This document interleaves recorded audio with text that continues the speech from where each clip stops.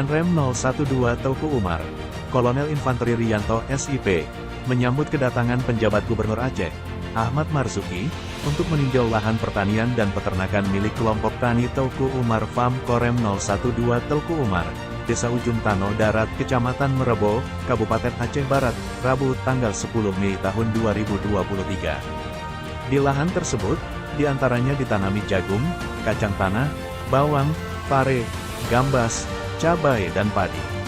Ada juga ternak sapi, bebek, ayam dan ikan lele. Potensi Aceh sangat bagus. Orang bilang tanah rawa susah ditanami tanaman.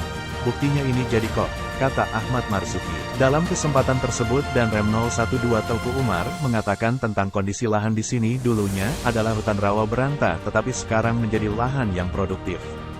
Kita juga membangun sekat kanal blocking system yang bertujuan untuk menahan air, sehingga areal lahan gambut tetap terus basah saat musim kemarau tiba, ucap Danrem. Dengan begitu, kebakaran lahan di areal rawan kebakaran dapat diantisipasi dengan sekat kanal itu dan juga dapat dimanfaatkan sebagai keramba ikan serta untuk menyiram tanaman. Apa yang dilakukan kelompok tani Teuku Umar Farm merupakan bagian dari program ketahanan pangan terintegrasi, di mana pengembangan tanaman dengan pupuk organik hasil kotoran hewan yang dipelihara di sana. Pada saat kunjungan, penjabat Gubernur Aceh berkesempatan menanam bawang merah dan bahkan ikut memanen cabai dan gambas. Kerjasama yang baik seperti ini penting, kata penjabat Gubernur Aceh Ahmad Marzuki.